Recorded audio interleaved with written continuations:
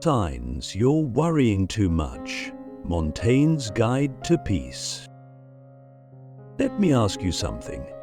Right now, in this exact moment, how many things are you worrying about that haven't even happened yet? How many imagined futures are pulling you out of the present, draining your energy and distracting you from the life you're actually living? It's wild how much space worry takes up in our minds. It becomes this invisible weight that reshapes everything: our decisions, our sleep, our ability to connect with people. And yet, most of it, it's fiction. Not because your fears aren't real, but because the future hasn't happened yet. And that's exactly where Montaigne, the 16th century French philosopher with a mind both razor-sharp and warmly human, begins to speak to us louder than ever. Michel de Montaigne lived through plague, war, and political chaos. He saw death up close. He watched people fall apart over things they couldn't control, but instead of sinking into despair, he turned inward. He started asking, why do we suffer more in imagination than in reality? Why do we rehearse disasters in our heads over and over, as if worrying was a form of control? He once wrote, "My life has been full of terrible misfortunes, most of which never happened." That line hits like a thunderclap because we know it's true. You've done this, I've done this. We build entire emotional reactions around things that exist only in our thoughts. But what if we could interrupt that cycle?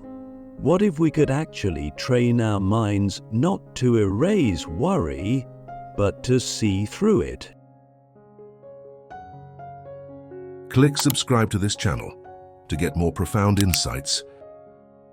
Worry is seductive. It masquerades as preparation. We convince ourselves that thinking through every bad scenario makes us smarter, safer, more ready. But Montaigne would argue the opposite. He'd say worry is a thief that robs you of clarity. It tricks you into solving problems that don't exist yet. So by the time real problems do show up, you're exhausted, anxious and distracted. And ironically, you're less prepared. That's the first sign you're worrying too much, when the future has more power over you than the present does. Imagine this. You're sitting in a garden. It's peaceful. There's sun on your face. But you're not there. You're in your head, replaying a conversation that hasn't even happened. You're imagining the worst-case scenario of a job interview next week. You're worrying about what someone might think of you. And you miss the garden, the breeze, the sound of birds. Your body is present, but your mind is in a loop of fictional distress. This is exactly what Montaigne warns us against. He believed that we disconnect from life, not because life is unbearable, but because our thoughts become too loud to hear it. He didn't suggest we stop thinking, far from it. Montaigne wrote some of the most profound essays in philosophical history, but his genius was in recognizing that how we think determines how we live. And when we let worry dominate our inner monologue, we stop being curious, we stop being playful, we lose the softness that makes us human. So he practiced the art of turning inward, not to escape the world, but to find peace within it. He journaled, reflected, questioned everything. He didn't try to silence worry, he sat with it. He asked it what it wanted. He observed it like a strange bird perched on the windowsill, interesting, but not worth panicking over. That's the second sign you're worrying too much, when your inner life starts reacting to fear like it's a fact instead of treating it as a passing visitor. Worry, when left unexamined, becomes identity. We start to think we are our anxiety. But Montaigne teaches us to pause and ask, is this worry true? Is it useful? Is it necessary right now? Most of the time, the answer is no. And if that's the case, why are we still giving it our attention? Now, here's where it gets even more interesting. Montaigne didn't just reflect on worry as a concept. He explored how our fear of death amplifies it. At the root of most worries, status, failure, rejection, is a more primal fear.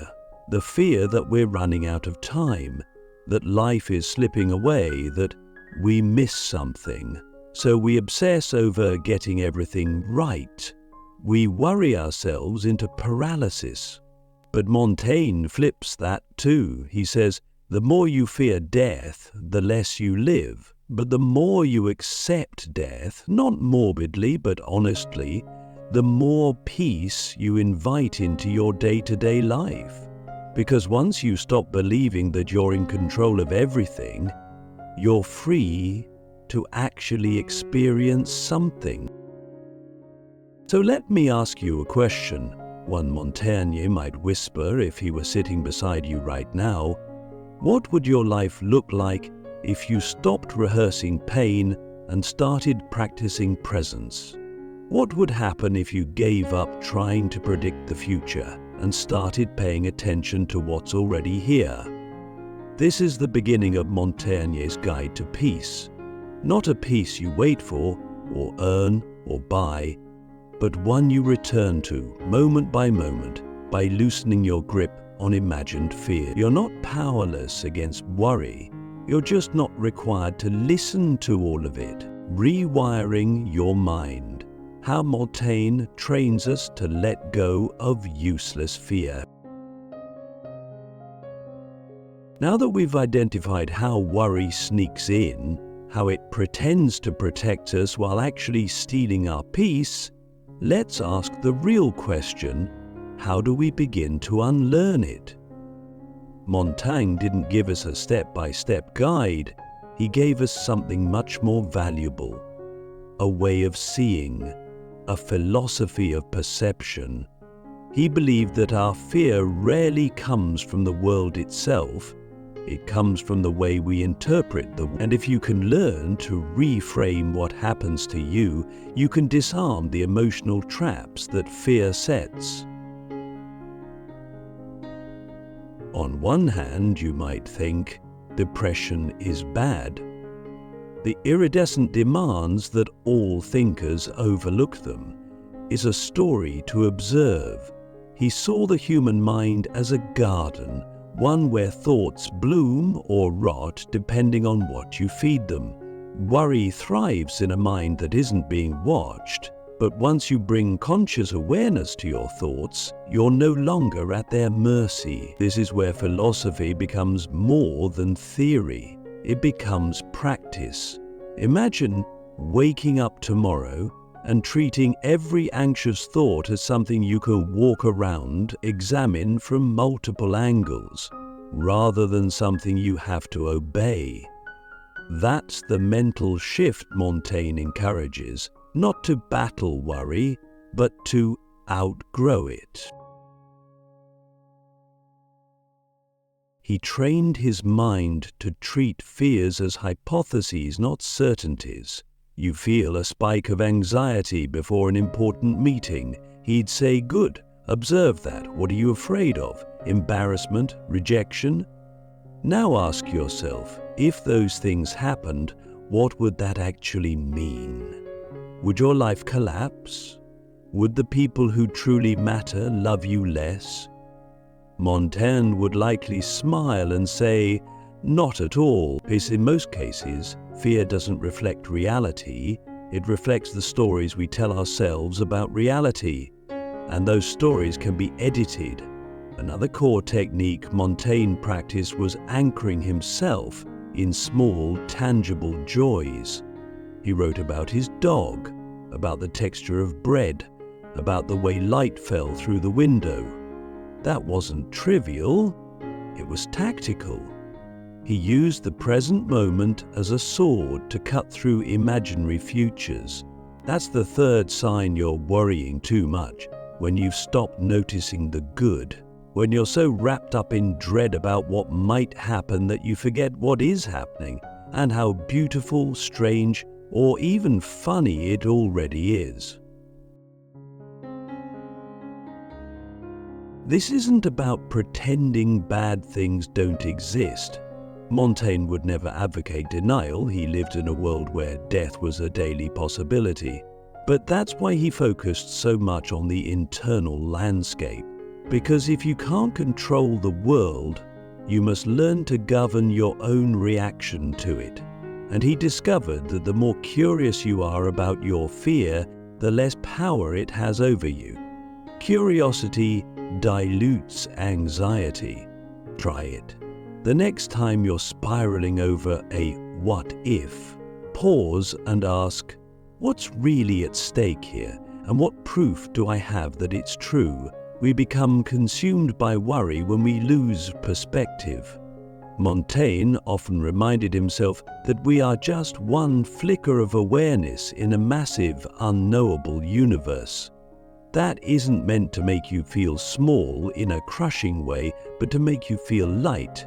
If nothing is guaranteed and no moment is promised, then every ordinary hour becomes extraordinary. Worry shrinks in the presence of that kind of gratitude, and once you stop seeing your life as something that must be managed and start seeing it as something that must be experienced, the urgency begins to dissolve. We're not just rewiring our minds to think differently, we're shifting the very framework through which we interpret reality. That's the real work. That's Montaigne's deeper invitation, to replace obsessive worry with engaged reflection. You can't stop your mind from producing fearful thoughts, but you can change your relationship to them. You can decide that not every thought deserves your belief. You can start seeing worry not as a prophecy, but as a habit. And all habits can be broken. So let me ask you, really think about this. What would your day feel like if you refused to give your worry the final word?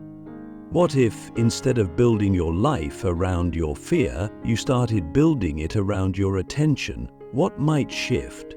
Montaigne doesn't offer a miracle cure, but he does offer an exit. And it starts by stepping off the mental treadmill of imagined doom and stepping into the subtle, miraculous texture of the now. This is how we begin to let go, not by fighting worry, but by outgrowing it through insight, humor, and self-awareness. Fear's disguise. How subtle worry poses as logic and sabotages your life. One of the most deceptive things about worry is that it often wears a mask of intelligence. It doesn't shout or flail, it whispers in rational tones. It sounds like responsibility, foresight, even wisdom. That's how it slips past your defenses. It makes you believe it's helping. And Montaigne, in all his observational brilliance, spotted this long before psychology ever gave it a name. He noticed that subtle fear disguised as logic, is actually more dangerous than outright panic, because panic you can see. But worry that feels reasonable, that's what we internalize. That's what quietly erodes our peace. Montaigne saw that many of our so-called rational anxieties are really just unexamined habits of mind. We play them on a loop.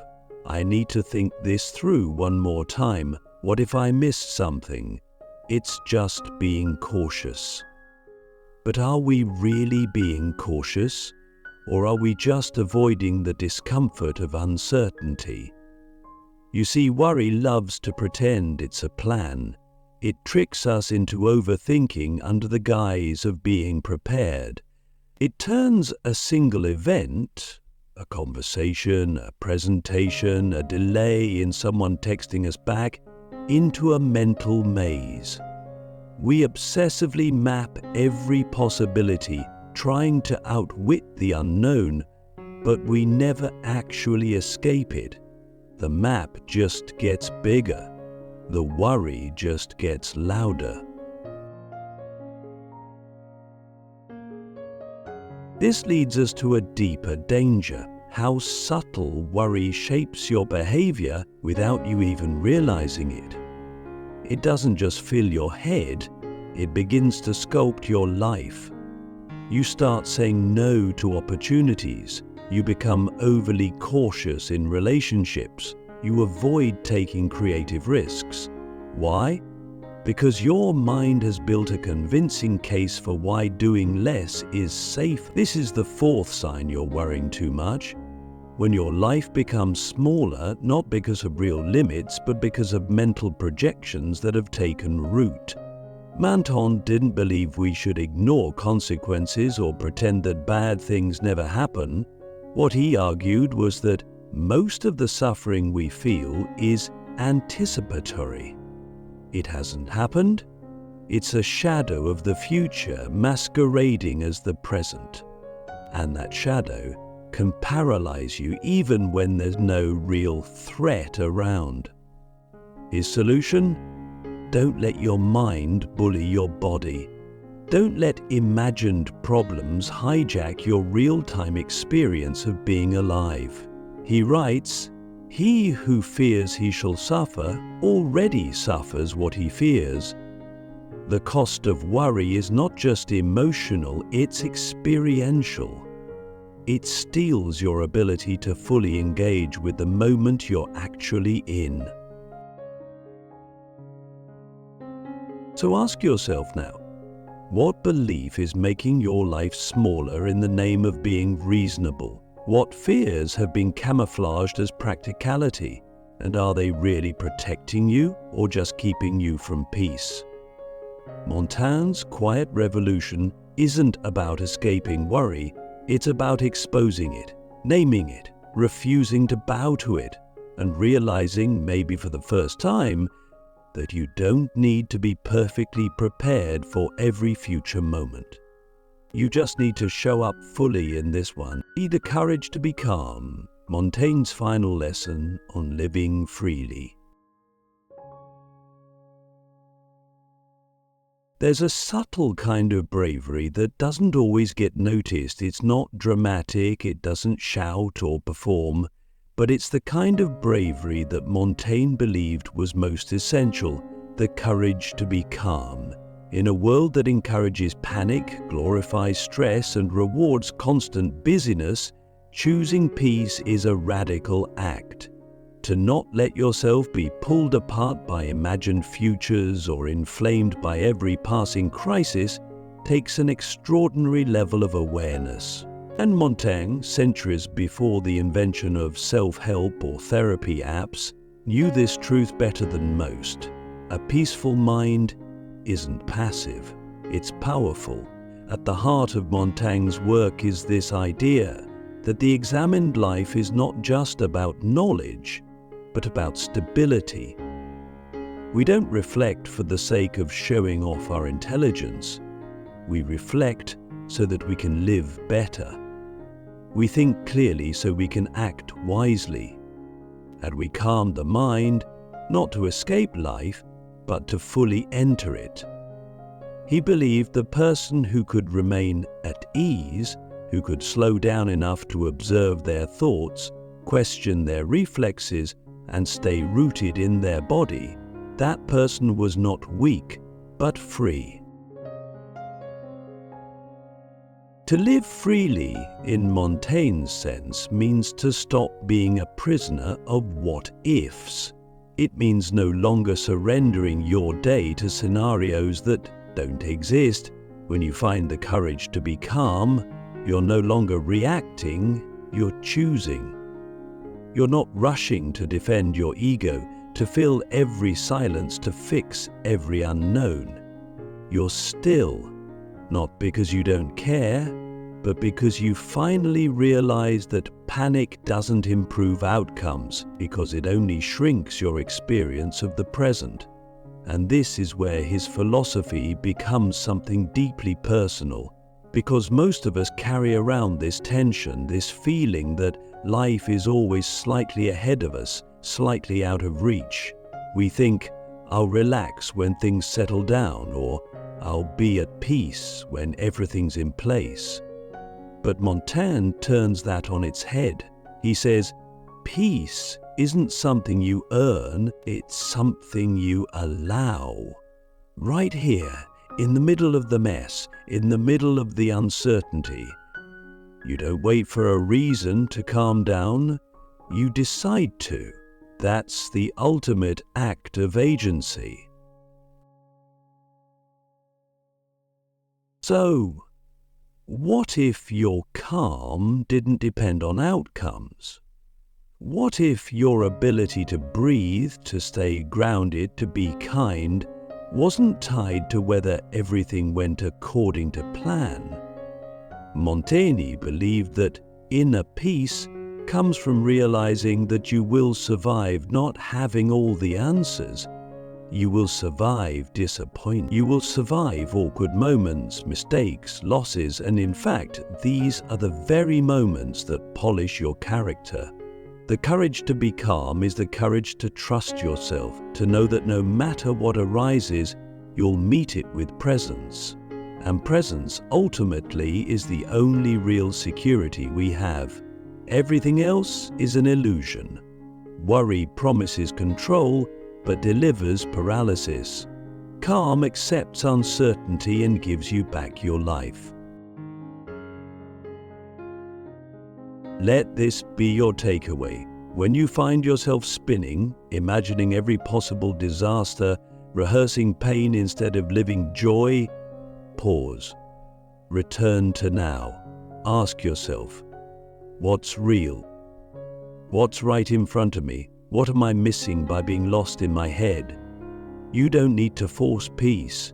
You just need to make space for it in small, steady moments.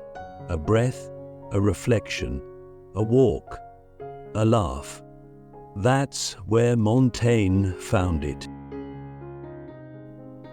That's where you can find it too. You don't have to believe every thought. You don't have to chase every fear.